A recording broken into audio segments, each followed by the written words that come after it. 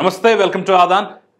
Chanakya strategy సహకారంతో ఆంధ్రప్రదేశ్లో ఒక్కొక్క నియోజకవర్గం గురించి రివ్యూ సర్వే రిపోర్ట్స్ని బహిర్గతం చేస్తూ అక్కడ ఉన్నటువంటి గ్రౌండ్ రిపోర్ట్ని తెలిపే ప్రయత్నం చేస్తోంది ఆదాన్. అందులో భాగంగా ఈరోజు గుంటూరు జిల్లాలో ప్రముఖ నియోజకవర్గంగా ఉన్నటువంటి పెదకూరపాడు గురించి తెలుసుకునే ప్రయత్నం చేద్దాం. నాతో పాటుగా చాణక్య స్ట్రాటజీస్ అధినేత ప్రముఖ సెఫాలజిస్ట్ ముఖేష్ కూడా ఇప్పుడు జాయిన్ కాబోతుంది. రైట్, నమస్తే ముఖేష్ గారు. హలో అండి.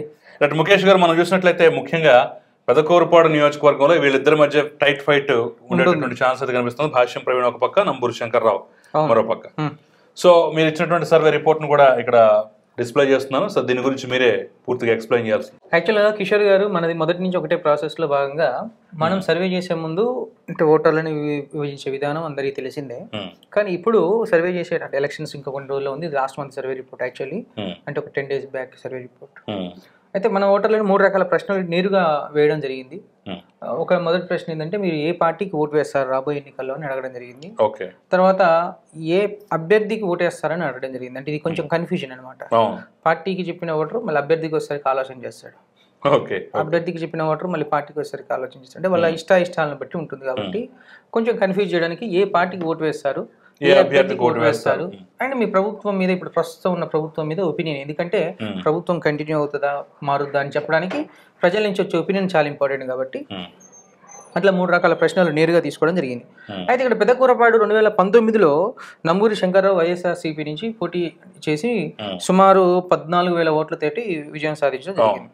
అప్పుడు టీడీపీ ఓడిపోయింది. కొమ్మలపాటి శ్రీధర్ అక్కడ మంచి వెయిట్ ఉన్న వ్యక్తి. బట్ అనూహ్యంగా ఏంటంటే ఇక్కడ టీడీపీ పార్టీ భాష్యం ప్రవీణ్కి టికెట్ ఇవ్వడం జరిగింది. అయితే ఇప్పుడు మొదట ఇక్కడ పెదకూరపాడు అసెంబ్లీ సెగ్మెంట్లో మనం మొదటి ప్రశ్న, మీరు ఏ పార్టీకి ఓటు వేస్తారు వచ్చే ఎన్నికల్లో అని అడిగినప్పుడు మీరు గమనించినట్లయితే 47% టీడీపీకి ఇచ్చారు, 44% వైసీపీకి ఇచ్చారు. అంటే టీడీపీకి వైసీపీకి 3% డిఫరెన్స్ ఉంది.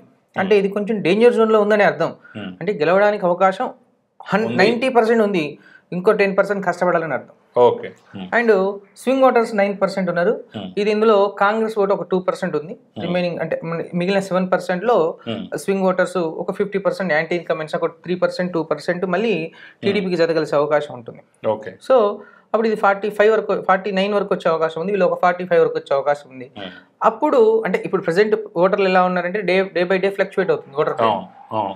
ఆ టైంకి వచ్చేసరికి ఇతను అక్కడున్న కొన్ని సామాజిక వర్గాల ఓటర్లని దగ్గర చేసుకోకపోతే ఇది తారుమారే అవకాశాలు కూడా ఈ నియోజకవర్గానికి ఉన్నాయి. బట్ ప్రస్తుతం ఓటర్లు అయితే కూటమిని గెలిపించడానికి పూర్తి స్థాయిలో సిద్ధంగా ఉన్నట్టయితే స్పష్టంగా. సో ఈ స్వింగ్ లో వీళ్ళకి వచ్చేటటువంటి ఓట్లు కూడా కలుపుకుంటే 49 వరకు వెళ్ళేటటువంటి ఛాన్స్ 100% ఉంటుంది. అంటే 49, 50 వరకు కూడా రావచ్చు, అవకాశాలు ఉన్నాయి. అంటే ఒక 4 to 5 మధ్య గ్యాప్ ఉండొచ్చు. అవును, 4 to 5 మధ్యలో డిఫరెన్స్ ఉండొచ్చు. ఇక మీరు పబ్లిక్ మూడ్ అబౌట్ లీడర్స్, అంటే ఇప్పుడు పార్టీకి అడిగాం కదా, ఇక లీడర్స్ 3 పేర్లు అంటే అభ్యర్థులు డిసైడ్ అయిన తర్వాత మీరు ఏ అభ్యర్థికి ఓటు వేస్తారని అడుగుతాం. అడిగినప్పుడు 2 పేర్లు డైరెక్ట్ నేరుగా పెట్టినాం. అక్కడ భాష్యం ప్రవీణ్ టీడీపీ పార్టీ నుంచి, తెలుగుదేశం పార్టీ నుంచి, నంబూరి శంకర్రావు వైఎస్ఆర్సీపీ పార్టీ నుంచి పోటీ చేస్తున్నాడు. ఇక కాంగ్రెస్ పార్టీ నుంచి మనం అభ్యర్థిని అదర్స్ లో కలపడం జరిగింది ఇక్కడ 7%.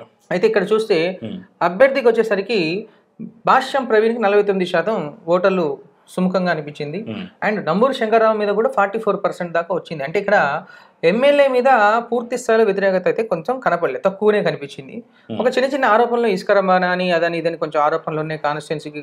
బట్ ప్రజలను కనెక్ట్ చేసే విధానంలో అయితే కొంచెం కలిసి వచ్చింది. బట్ భాష్యం ప్రవీణ్ ఏంటంటే వీళ్ళు వ్యక్తిగతంగా ఏంటంటే ఎవరినైనా, అంటే చిన్న పిల్లగాడి నుంచి పెద్ద పిల్లగాడి వరకు ఎవరినైనా కానీ మర్యాదపూర్వకంగా పలకరించే మనస్తత్వం ఉన్న వ్యక్తి. అంటే ప్రజల్లో కొంచెం బాగా అభిమానాన్ని ఇప్పుడు అంటే కొంచెం లేటుగా ప్రకటించారు కాబట్టి ఇప్పుడు అభిమానం కూడా పూర్తి స్థాయిలో వస్తుంది. అప్పుడు ఇంకొన్ని రోజులు ఏమవుతుందంటే టీడీపీ పార్టీ మీద ఉన్న వేవ్ ఏదైతే ఉందో భాష్యం ప్రవీణ్కి ఇంకొంచెం అంటే ఇంకొక 1 week టైం ఉంది. కాబట్టి ఇది 55 దాకా వెళ్ళే అవకాశాలు అయితే క్లియర్గా కనిపిస్తున్నాయి. 100% ఇక్కడ ఏం స్పష్టం అవుతుందంటే స్లైట్ ఎడ్జ్తోనైనా, అంటే 4 to 5% ఎడ్జ్తోనైనా భాష్యం ప్రవీణ్ అనే రాబోయే ఎన్నికల్లో గెలవడానికి ఎక్కువ స్కోప్ ఉన్న నియోజకవర్గం పెదకూరపాడు అనేది క్లియర్గా స్పష్టంగా అర్థమవుతుంది. ఖచ్చితంగా. ఆ తర్వాత పబ్లిక్ మూడ్ అబౌట్ గవర్నమెంట్ విషయానికి వచ్చినట్లయితే ఇక్కడ మనం ప్రస్తుతం మీ ప్రభుత్వ పనితీరు మీకు నచ్చిందా నచ్చలేదా అని క్వశ్చన్ నేరుగా అడిగినప్పుడు ఏంటంటే 40% బాగుందని, 52% బాగాలేదు. అంటే ఇది ఆల్రెడీ 45% బ్యాడ్ అనేది దాటింది. అంటే అక్కడ యాంటీ ఇన్కంబెన్సీ ఎక్కువ ఉన్నట్టు, ప్రభుత్వం మీద వ్యతిరేకత ఎక్కువ ఉన్నట్టు. And at the same time ఇక్కడ సామాజిక వర్గాల పరంగా చూస్తే ముస్లింలు కాపులు బలంగా ఉన్న కాన్స్టిట్యున్సీ. అయితే ఇక్కడ కాపులు అంటే జనసేన అలయన్స్ వాళ్ళు ఏమవుతుందంటే ఆల్మోస్ట్ వాళ్ళు 80% ఆఫ్ ది పాపులేషన్ కూటమికి అనుకూలంగా ఉండే అవకాశాలు క్లియర్గా ఉన్నాయి. అండ్ మైనారిటీస్లో కూడా మనం గమనించినట్లయితే ఏంటంటే భాష్యం ప్రవీణ్ యొక్క వ్యక్తిత్వాన్ని బేస్ చేసుకొని వాళ్ళు కొంచెం దగ్గరికి వస్తున్నారు పూర్తి స్థాయిలో.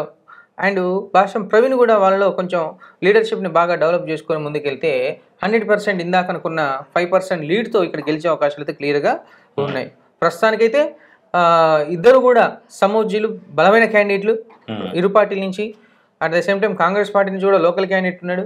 అంటే ఇద్దరు బలమైన అభ్యర్థులు అయినప్పటికీ కానీ ఆర్థికంగా కూడా వాళ్ళకు వాళ్ళు ప్రూవ్ చేసుకుంటే 100% ఏంటంటే ఈ ఎన్నికల్లో టీడీపీ పార్టీకి గెలుపు అవకాశాలు స్పష్టంగా ఉన్నాయని ఈ నియోజకవర్గంలో ఓటర్లు మనకి ఇస్తున్న రిపోర్ట్. ముఖ్యంగా వీళ్ళిద్దరిలో భాష్యం ప్రవీణ్ కానివ్వండి లేదంటే నంబూరు శంకర్రావులో ప్రధానంగా ఇప్పుడు ఎత్తి చూపి ఇది మాత్రం చాలా మైనస్, దీనివల్ల నష్టపోతారు అనేటువంటి అంశాలు ఏమన్నా ఇద్దరిలో? యాక్చువల్గా నంబూరు శంకర్రావు మీద ఏంటంటే వ్యక్తిగతంగా అంటే ఇక్కడ నియోజకవర్గంలో కొంచెం అక్రమ ఇసుక రవాణా అనేది ఒక ఆరోపణలు అయితే బలంగా ఉన్నాయి. అండ్ కొంత ఓటర్లకు దూరం ఉంటాడు అనే ఆరోపణలు, అంటే కొంచెం కనెక్టివిటీ ఈ మధ్యన కొంచెం తగ్గినట్టు. అంటే మిగిలిన విషయాల్లో వాళ్ళని కనెక్ట్ చేసుకునే ఎవరైనా దగ్గరికి వెళ్ళినప్పుడు చేసే సేవలు చారిటీస్ అన్ని కూడా బాగానే ఉన్నప్పటికీ ఈ కొంచెం వైసీపీ మీ ప్రభుత్వం మీద వస్తున్న వ్యతిరేకత ఒక సైడు, అతని మీద ఉన్న ఆరోపణలు ఒక సైడ్ కలుపుకుని ఏంటంటే కొంచెం ఈ ఎలక్షన్ లో కొంచెం పక్కకు పెట్టడానికి అవకాశాలు అయితే ఎక్కువగా ఉన్నాయి. ఇక ఇతను వచ్చేసి సోషల్ ఇంజనీరింగ్ విషయంలో నియోజకవర్గంలో పూర్తి స్థాయిలో కనెక్ట్ చేసుకోవాలి. ఈ సోషల్ ఇంజనీరింగ్ సరిగా చేసుకోకపోతే అంటే వ్యక్తిగతంగా మంచోడైనప్పటికీ అందరినీ కూడా సగౌరవంగా రెస్పెక్ట్ చేస్తున్నప్పటికీ సోషల్ ఇంజనీరింగ్ అంటే అక్కడ ఉన్న అన్ని సామాజిక వర్గాలను కూడా పూర్తి స్థాయిలో ఆయన రిసీవ్ చేసుకుంటే తప్ప కొంచెం అంటే ఏమేం మైనస్ సోషల్ ఇంజనీరింగ్ అంటే ఇప్పుడు ఏ కులాలు దూరం అవుతున్నాయి, ఏ కులాలు అంటే ఈ సోషల్ ఇంజనీరింగ్ అంటే ఇక్కడ ఏంటంటే ఈ నియోజకవర్గంలో ప్రధానంగా మనకు ముస్లిమ్స్, కాపులు, కమ్మ సామాజిక వర్గం వీళ్ళందరూ కూడా ఉంటారు. అయితే ఇక్కడికి వచ్చేసరికి ఏంటంటే మైనార్టీ సామాజిక వర్గంని కొంచెం పూర్తి స్థాయిలో రిసీవ్ చేసుకోవాల్సిన అవసరం అయితే ఈ నియోజకవర్గంలో ఉంది.